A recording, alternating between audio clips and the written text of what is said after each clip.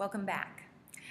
I am Michelle Gribble Dates, creator of Story and Stretch, narrative yoga for kids, and author of Story and Stretch, a guide to teaching kids yoga using seasonal stories.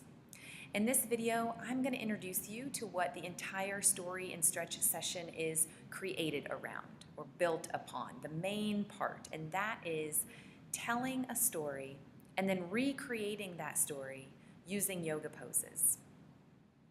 Now, hearing the story is almost always a child's favorite part of a Story and Stretch session, which is wonderful because stories are so essential for a child's development.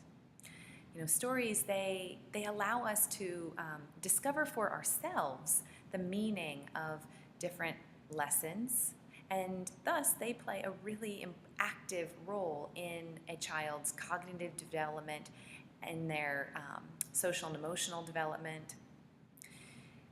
And listening to stories, it not only improves a child's listening skills, but it also enhances their reading, writing, speaking, and their critical thinking skills.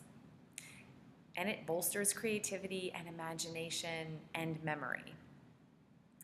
Now, hearing stories that connect children to their own faith tradition, as well as to ones that introduce them to other faith traditions, this gives them the opportunity to see commonalities between cultures and identify with unfamiliar people and places and situations. And this goes a long way towards strengthening their acceptance and their compassion. Now, the Story and Stretch book includes 12 retellings of stories from a variety of places and people groups from around the world. There are 3 stories for each season, though you can choose to tell a story that I designated for, say, summer in the fall if it presents a specific topic or culture that you're working with. So after choosing one of the 12 stories, familiarize yourself with it, and then tell it in your own words to your class rather than read it to them. Storytelling is a skill, and the more you practice, the more effective you'll become.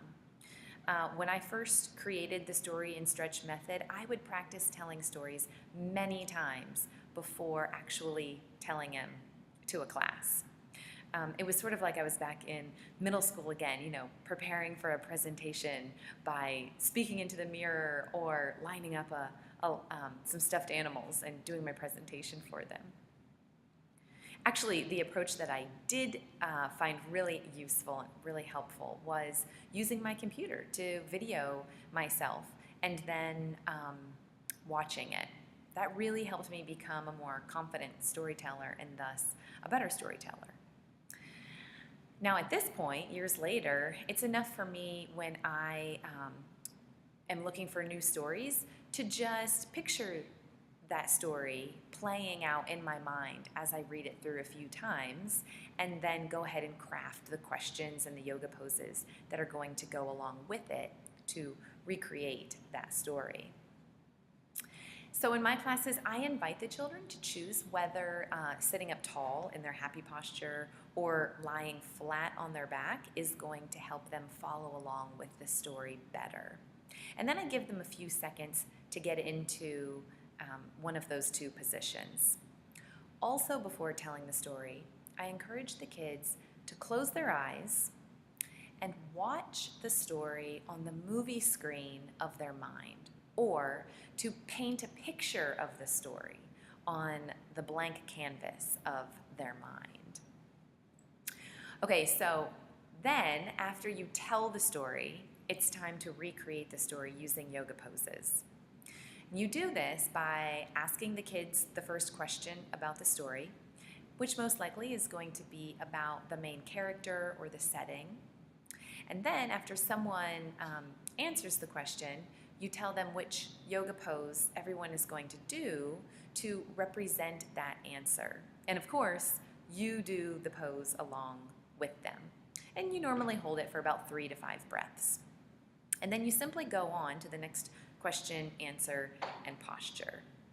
Now, if you're thinking to yourself, Michelle, I don't know the names of yoga poses, or I don't know how to connect parts of a story with yoga poses.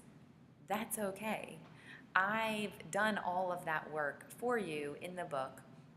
After each story, you will find 8 to 12 questions to ask, the answers that go along with those questions, and not only the name of a yoga pose to symbolize that answer, but also photos of children who have taken story and stretch classes for years demonstrating each pose. Once you complete the final question, answer, yoga pose sequence, the class will have recreated the entire story using their bodies. I also wanted to mention that included with some of the question, answer, yoga postures are what I call imagination engagement ideas. These are creative prompts that sort of add layers of imaginative thinking, of verbal expression, of self-reflection to the poses. So I invite you to use the imagination engagement ideas, of course, that I've included in the book, and also to create your own.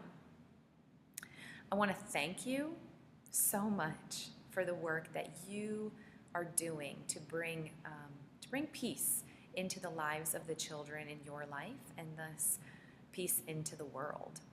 And I would love to hear from you.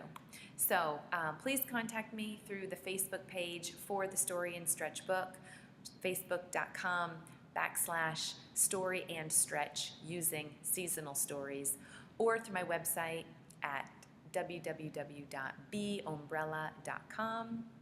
That's spelled BEOMBRELLA. It's also where you can purchase the Story and Stretch book if you don't have your copy yet. Again, thank you. Namaste and Amen.